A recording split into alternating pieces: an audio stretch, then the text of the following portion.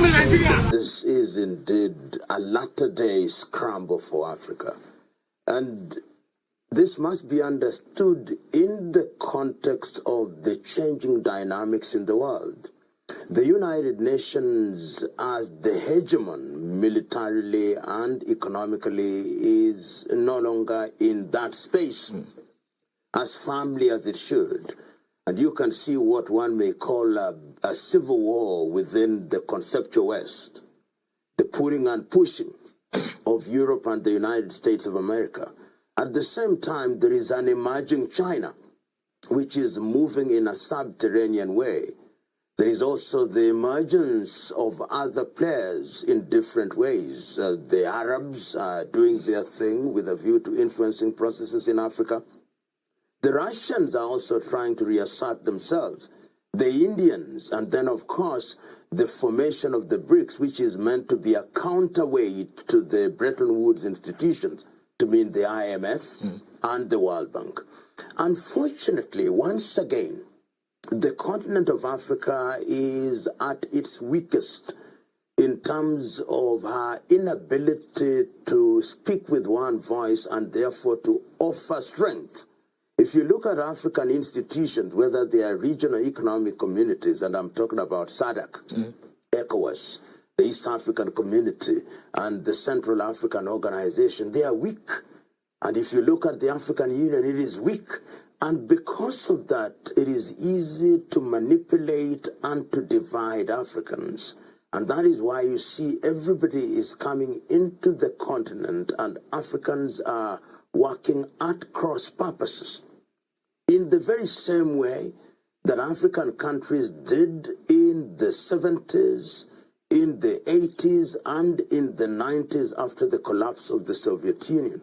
And you can see that this scramble is very coordinated. It's coordinated with different agenda. The United States of America government summons African leaders. The Japanese do so. The Chinese do so. The Russians do so. The Qataris do so. The Italians do so. The European Union do so. And we are playing as if we do not know what the game in town is. But if we're being summoned, yes, Professor, it means we've got something to offer. It means there's something attractive about us. Oh, there's always been something attractive about the continent of Africa. Her resources. During the days of slavery, it is Africans themselves who are commodified and were resources. Then our minerals became useful. Then our minerals are acquiring an even greater significance now that we are talking about artificial intelligence, and you look at the resources, whether it's uranium or cobalt or rare earth. That is why we are being summoned. But why should we be summoned? If we were coordinated, we would be trading. If we were coordinated, we would be speaking with one voice. If we were coordinated, we would not allow ourselves to be dealt with as Zambia, as Kenya, as Zimbabwe. We would say, deal with Africa with one voice. Come to Addis Ababa and deal with us. What then makes us weak for many countries 60, 70 years after independence, highly educated individuals, professors like yourselves, lawyers and so on, who understand that our biggest value is our resource, and this is where we have the biggest talk or bite on the table? Why have we lost that patriotism? Why have we lost that venom that the forefathers of Nyerere and Nkrumah and Kaunda had? You know, at the risk of irritating and annoying many, I think we have dual problem. A dual problem of the people of Africa and those who call themselves the leaders. Because voters in Africa have the penchant for putting in office men and women who have minimal interest in the long-term interest of Africa, we then have leaders in many countries who are prepared to sell their countries for a song. They are prepared to be manipulated. And I want to say many of these leaders have low self-esteem. They are intimidated when they attend conferences outside of the country. They are intimidated and talked down to. And because their economies are weak, they are susceptible to manipulation. And that is why individuals like Nkrumah, like Nyerere, like Kenneth David Kaunda said very early on in the 1960s, beware of the neo-colonial project. What is the neo-colonial project? The continuation of colonialism by other means. So you have this crown jewel, which is apparent political independence, but the economic jewels have been removed. You are inheriting a system of governance which was created for purposes of supporting a colonial system. You've never changed it fundamentally. You don't understand it. So we don't own the economy. We don't own the economies. If you look at the economy of almost 90% of African countries, they are dominated from outside. We do not control the dynamics. If you look at the financial sector, you don't control it. Your currencies are next to nothing in terms of their value. The economic fundamentals are dictated from outside.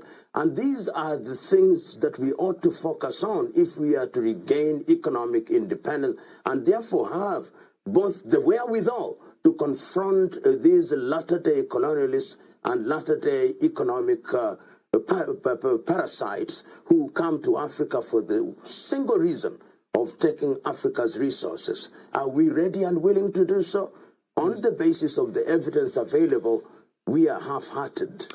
Some may feel that Africa's new leaders have reached a cusp of doing exactly just that, pushing back and taking back what is theirs. In Kenya, President William Ruto has been very loud on talking against an anti-dollarism on the issue of the currency that you talk about.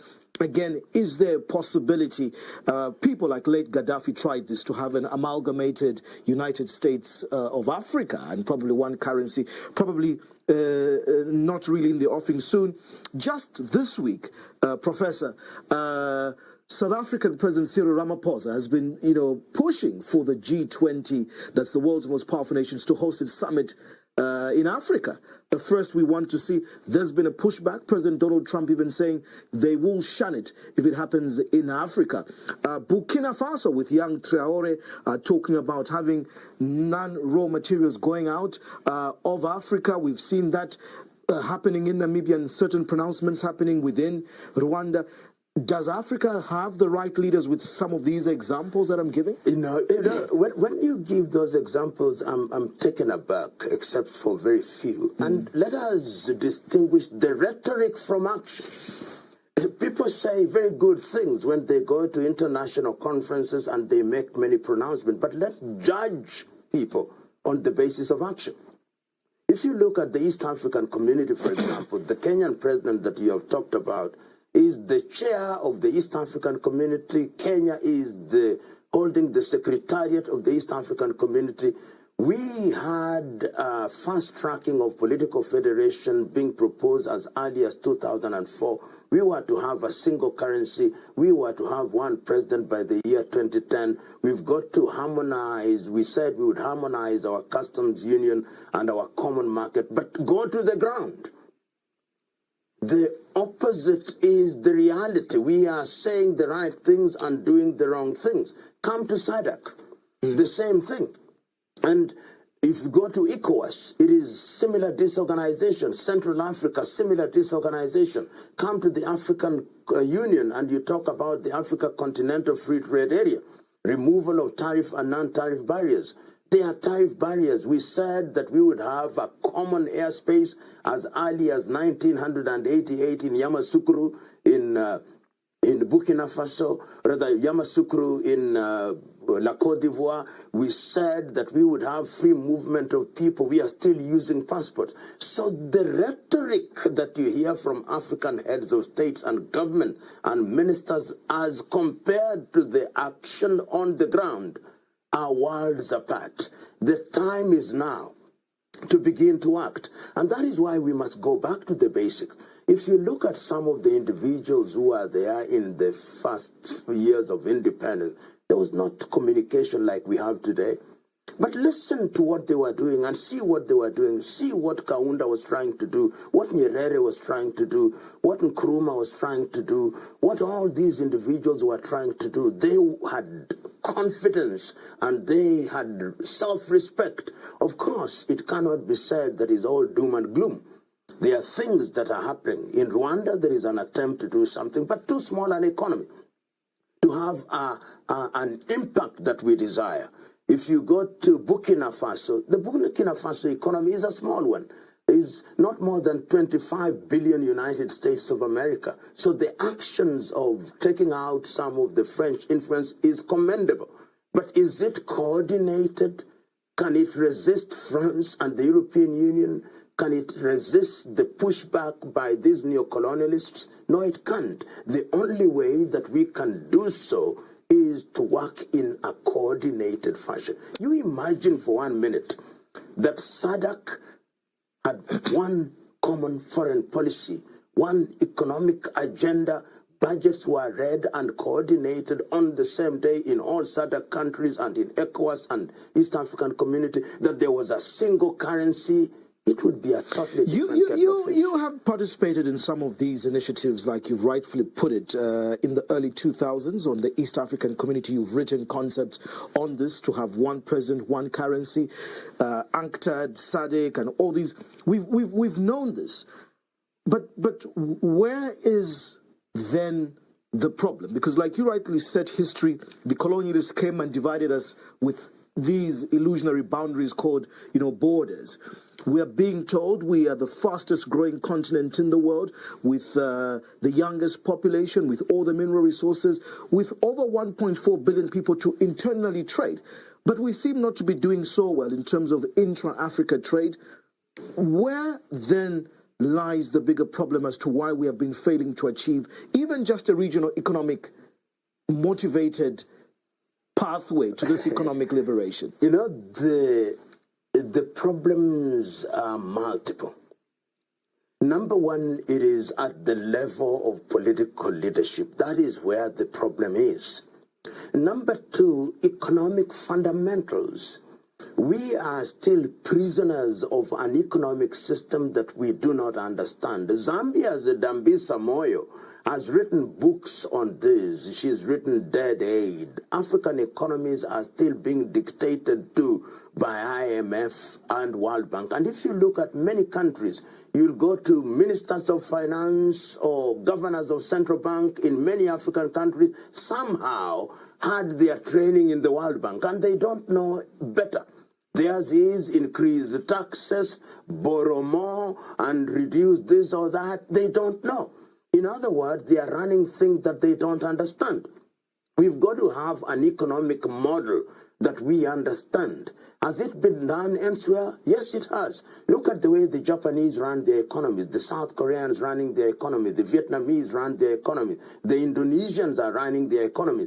But when you come to Africa, World Bank officials are like demigods. They come and meet your presidents and almost talk down to your presidents. And in that way, they control not only your economy, but your monetary policy. They tell you, devalue the kwacha, devalue the kwanza, devalue the shilling. And we follow them as if we do not know what to do. But we live in a global village, and you've given these good examples of what we're now referring to as tiger economies. Let's take Singapore, Malaysia, for example. Lee Kuan Yew has written so many books, and if you look at many African economies at the point of independence, more powerful, more stable than South Korea, more stable than Singapore. How have they done it? Why can't we learn? This is a global example. We should. And indeed, I hear quite a number of African leaders saying we want to move from the third to the first world. But if you are driving in the wrong direction and you are moving at jet-like speed, you'll never reach your decision. And that is the problem in many African countries. The basic question that individuals like Lee Kuan Yew asked is, what is good for Singapore? How can we do it from a Singaporean perspective? By borrowing international best practices, adopting them and adapting them. That is why the Chinese, for example, perhaps too big to be a good example for most of Africa, but they say democracy with Chinese character. So that when we are talking about things and we say in Zambia we want to change the economy, what are we borrowing and giving it the Zambian character? What are we doing in agriculture? What are we doing in mining? What are we doing in technology? And how are we conducting our politics in a manner that creates an enabling environment? These are the critical things that we should talk about. You go to many African countries, you have problem with fuel. And yet the neighboring country is fuel producing. You go to the next country, there is a shortage of maize. Yet the neighboring country is producing excess maize. Lack of coordination, and all these things we recognized in the 1960s. In 1980, African heads of states and governments sat in Lagos and came with the Lagos Plan of Action on how we ought to do it. In 2013, we sat down in Addis Ababa and said how it should be. So the African problem is also implementation. It's not that we do not know what ought to be done. We do, but we choose not to. We'll have too many meetings. But there's another school of thought, Professor. I'm happy that you've mentioned democracy, but in a Chinese version. And the West may call it communism. But I think what I see in the South Asia Pacific is that they are more committed as a people, as a nation, towards development rather than internal politics. Has this so-called culture of democracy, freedom of expression, freedom of association, come too early for Africa? No, that it distracts us from economic development? No, in the 1960s, a similar question was asked of Haile Selassie, and he said, when we say it has come too early, suggesting that Africans were created later than everybody else. No. Remember that the post-colonial African state is a creation of the colonialists. So we labor from that burden. We labor from systems of governance that are alien. We've tried to make the best of them, but to a large extent, we are still dictated to. If you look at former British colonies, we want to behave as if we are a mirror of the United Kingdom, our parliamentary system, our judicial system, our common systems. We even are members of the Commonwealth of Independent Nations, and periodically we are told that this is not in keeping with the Commonwealth spirit. What is Commonwealth spirit other than a neo-colonial spirit? It is time now that African countries must rethink governance. When we talk democracy, who defines that democracy? If you have an election in any African country, you'll have observers from the European Union, observers from the Commonwealth, observers from SADC, observers from everywhere. But Africans are waiting. What have the British said?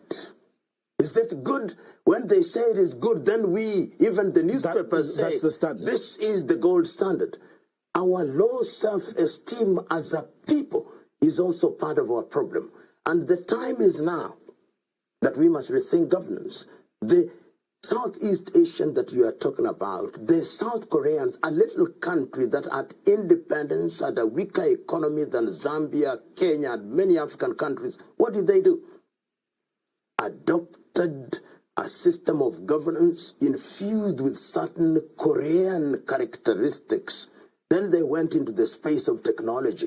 Then every politician was made to believe that we may be on opposite sides in terms of perspectives, but ultimately we are Koreans, and we are doing things from a Korean perspective. Come to African countries. The quest for public office is cutthroat competition, and throats are sometimes cut. How do we mobilize ourselves along primordial ethnic instincts? And we want to succeed in the 21st century? We cannot succeed unless we realize that we are in a totally different space. And that is why Samora famously said, for the modern post-colonial African country to succeed, the tribe must die. And what did he mean? That you can retain your tribes. You can celebrate your culture. But when it comes to building Zambia, building Mozambique, we cannot talk about the language of the tribe. You talk about the destruction of internal, politics, and one big problem we see it here even in Zambia, but across Africa, is the lack of developmental continuity of policy and structure. So coming one party, an election into another, and another president, this one is being followed after they were in office, they're being arrested, and projects and all. So there's lack of continuity. Moving away from the Southeast Pacific, another model of example to look at is the Middle East. Qatar now, Dubai, the Arab Emirates. And even amidst the climate change debate and COP30 going on in Brazil, they realize that they're endowed with oil, and that's their only cash cow. And they said this we will hold on to despite having monarchies, but they stick on the agenda of development. Dubai, a desert, but a big global powerhouse. In our lifetime, it is about the ability to recognize what you have and using it to good effect for the general good. You've given a perfect example. Dubai, the Emiratis, just 30 years ago, these were deserts. What did they do? We have oil. We are going to use it to change the lives of our people. If we need human resource, we'll import it. Kuwait, the same thing. Qatar, the same thing. Brunei, the same thing. Bahrain, the same thing. Muscat in Oman, the same thing. And if you look at the resources that we have in many African countries, our economies are more diversified in terms of resource base. But we don't use them to that effect. And once again, it is the quality of political leadership. In many African countries, a new leader tries to obliterate the legacy of the predecessor. Of what value? When you started constructing a road in one political dispensation, there is no political badge for that road.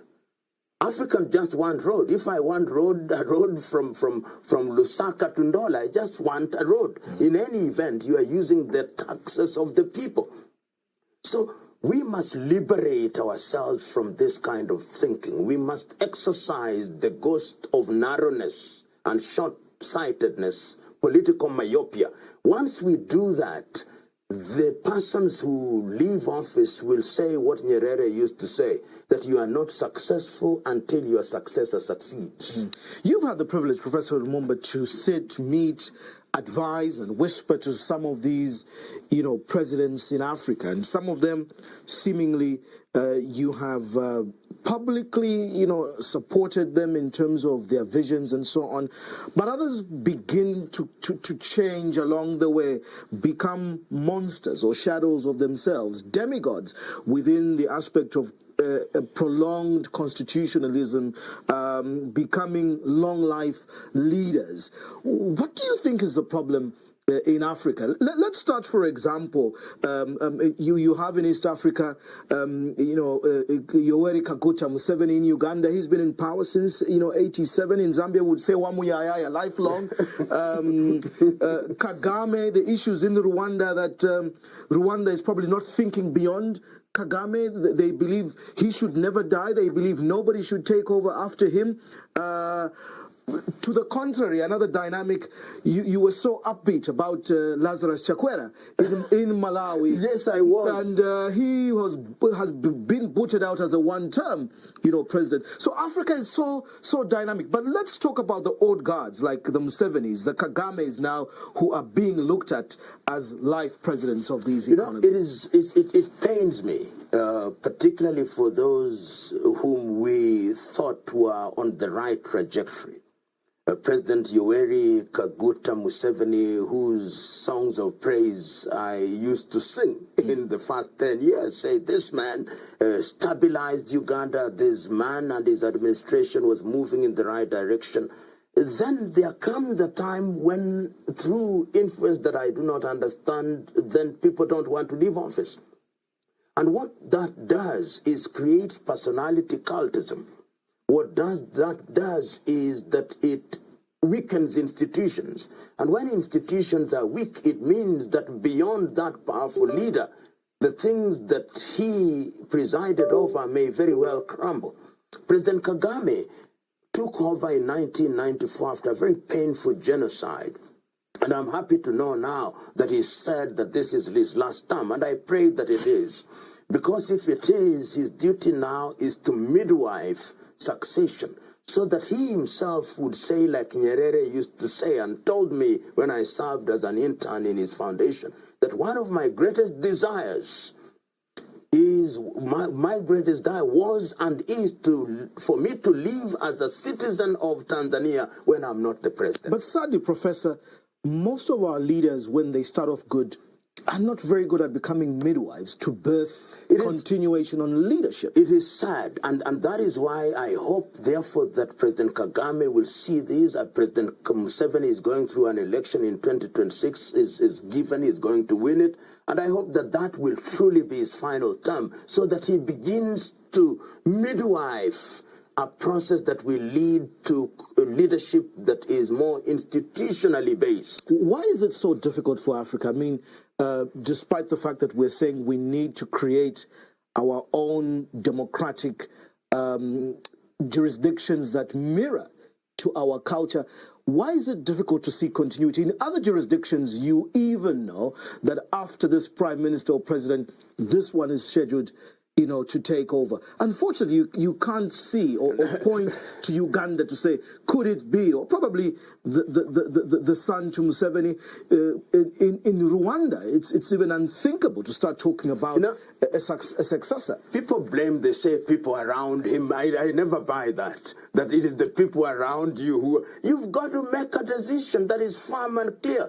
Talk to people like Nyerere. They will tell there was no shortage of people who are telling him to go on. It is you who must know that this is a relay race. And you don't even have to know who will be the successor. This is not a kingdom. These are not kingdoms. You create systems that will give birth to individuals. In Tanzania, for example, who knew Mwinyi would be the leader? The system produced Mwinyi. Who knew Jakaya Mrisho Kikwete would be the leader? The system did. The system produced Mkapa. The system produced Magufuli. That is the kind of system that one desires. In South Africa also, though the ANC is weakening by the day, we knew after Mandela, who knew that Mbeki would be the president? Who knew Zuma and Cyril? There is a system that produces, and the same too in Namibia. After Nyoma, we knew them, Kipunye, Pohamba, and also in Botswana. So we must not speak as if there are no systems in all African countries. There are countries which have demonstrated that it can be done. Ghana has done so in the recent past. Nigeria may have its problems since then, but after the 1967 Civil War and the 1979 Obasanjo move into civilian, with their problems, they have done so. What we need to do is to make sure that these good examples are the rule rather than the exception. If things are performing well, the economy, the people's livelihood and so on, is it wrong for people then to feel or do what, for example, the Chinese have done under when they recently held earlier this year the Communist Party Congress, and they elected Xi Jinping as a lifelong leader? You know, these matters of leadership are culturally founded. You must not do what China is doing because it is working for China. What works in China may not work in Zambia or in Kenya or in Mozambique. You've got to create your own unique culture that defines how leaders come and go. And if you look at China, it has a history of having leaders who stay in power, from Mao to Deng, and now we see Xi. That is the path that they have chosen. We must choose our path that works. And that path must be defined by a people reading from the same page. The problem in Africa is thinking in silos and then having fidelity to the things we call parties, which have no ideological anchors. They are just organizations and machines for elections. A political party is ideologically grounded on critical issues that affect the country and the economy, on agriculture, on health, on the economy, on technology, on how to deal with issues of disadvantaged segments of the society like youth and women. And these are the things that ought to be articulated. When you look at your typical African political party in many countries, they are not possessed of those fundamentals. which calls into question, are we mimicking systems that we do not understand? John Henry Clark, whom I love quoting that great American, once said that African countries, when they regained independence, did so on the basis of systems of governance borrowed from their former colonizers, and none of them will ever succeed on the basis of those systems. And if you see what is happening in Africa, a country appears to be moving very well, then in the twinkling of an eye, all the gains that were made are completely whitewashed. Just thank you, Africa, Mama Africa. Oh, yeah. You make African great. Thank you, freedom. Thank you, Africa.